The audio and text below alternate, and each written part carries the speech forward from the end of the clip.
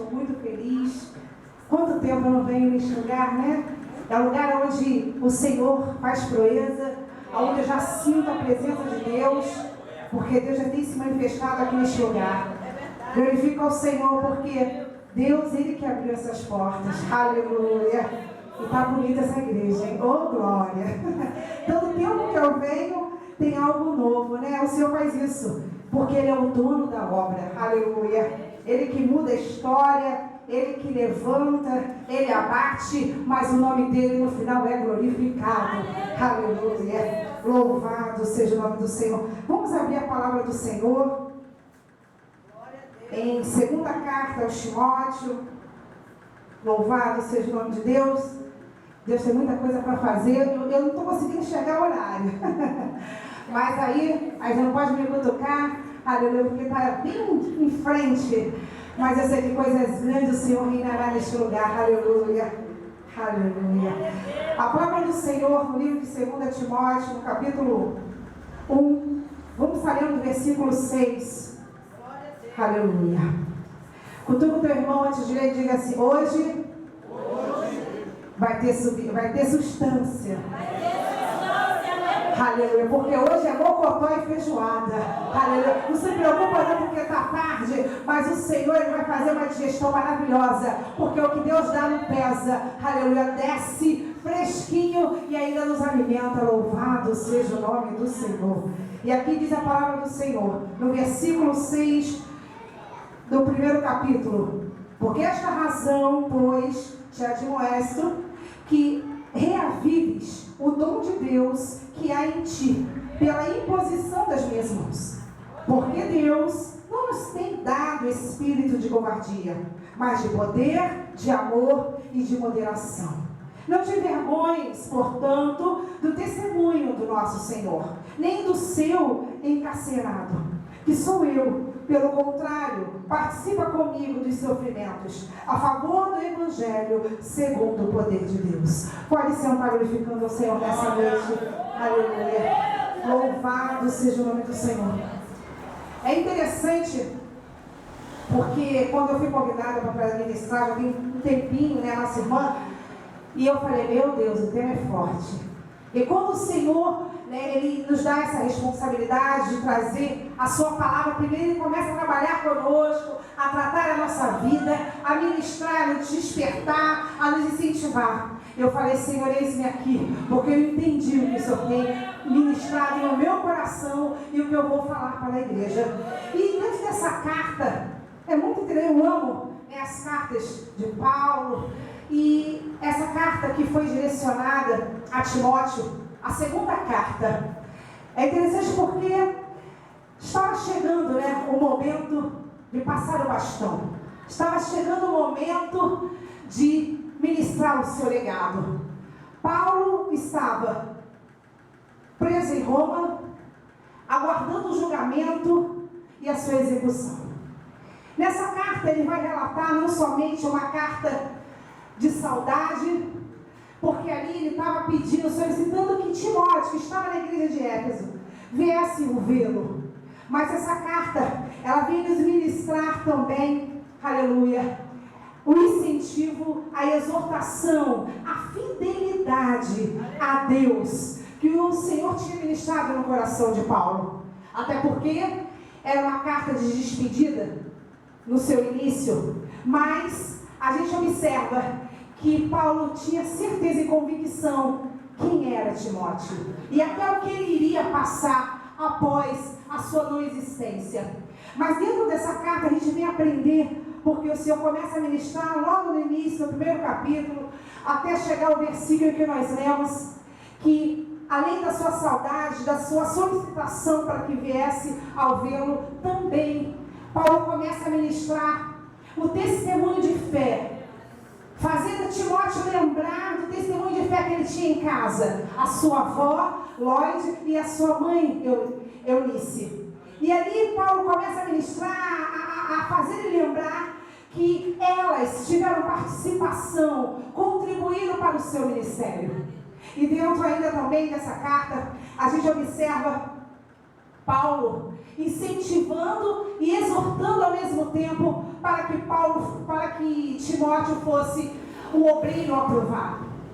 E nesse seu incentivo, Paulo para com Timóteo, ele começava a ministrar que ele cultivasse, que ele deixasse a chama ainda acesa, viva, dos dons que o Senhor tinha sido concedido através do Espírito Santo na vida de Timóteo.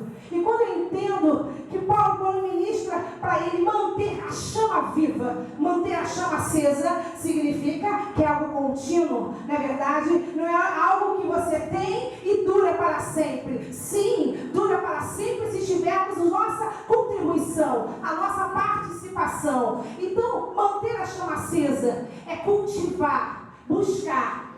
E Paulo ministrando isso para Timóteo, para ele cultivar, ele continuar buscando aquilo que o Senhor já tinha designado a ele. Significa que Paulo já tinha consciência, percebido que Timóteo, aquele, o seu sucessor, aquele que estaria diante da igreja de Éfeso, aquele que estaria já preparado para ministrar e continuar o seu ministério, viria passar por situações adversas, mas não estaria mais ele por perto, mas estaria o Todo-Poderoso, nosso Deus, que faz coisas grandes e firmes, que prepara o nosso caminho, que prepara o nosso legado, que prepara o nosso ministério. E ali, Paulo, com alegria no seu coração, mesmo preso, se sentia livre, porque ele era livre em Cristo, ele era livre em Deus. Ele não sentia que ele estava preso por Nero lá em Roma, não. Ele sentia que estava preso por Deus, mas não era uma prisão cabisbaixa, não era algo submisso,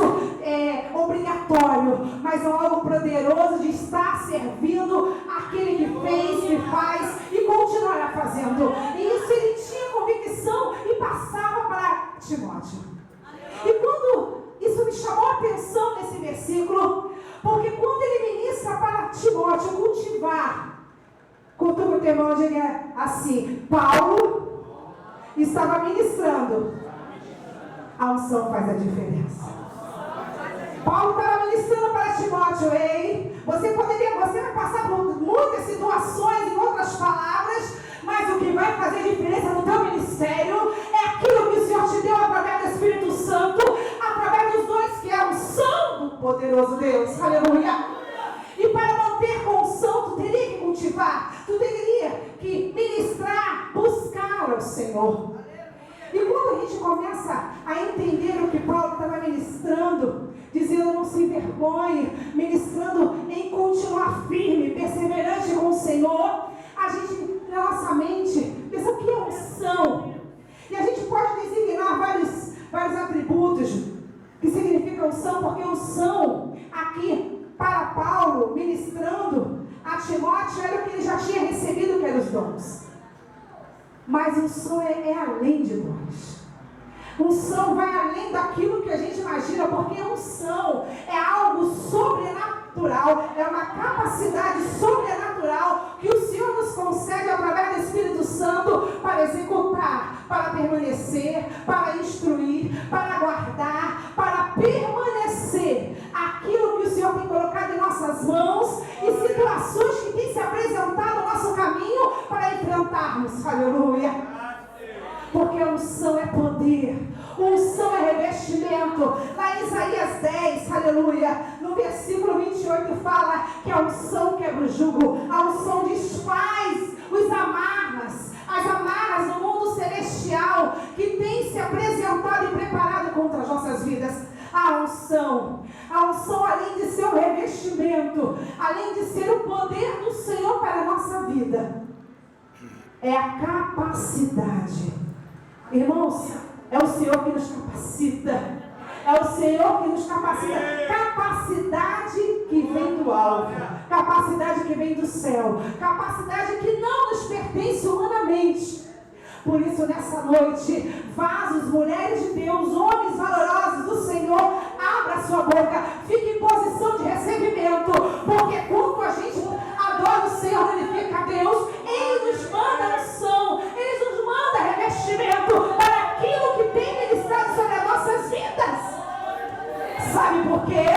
Cutuca tua irmã nessa noite e diz: a unção é ela que vai fazer a diferença na sua vida. Tu está entendendo? Você só vai conquistar isso com a unção do Senhor. E a unção faz diferença, porque a gente consegue designar, porque a unção marca.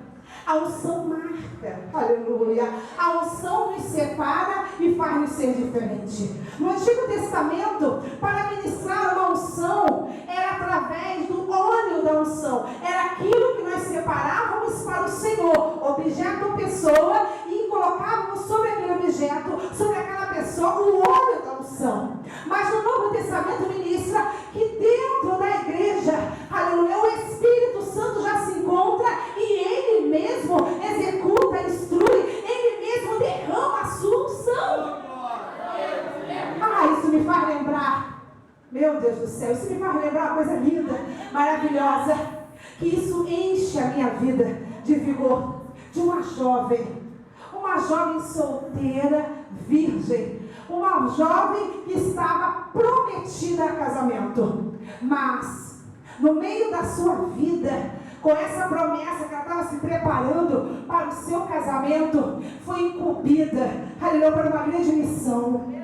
E essa missão teve que ser feita imediatamente.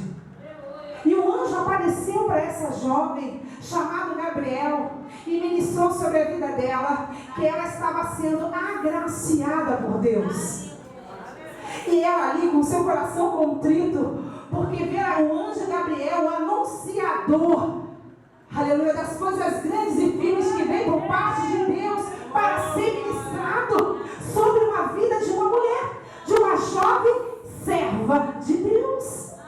E ela olha para aquele anjo e ele ministra: olha, você foi agraciada por Deus, porque você será mãe, você dará um filho, e esse filho se chamará Jesus Cristo.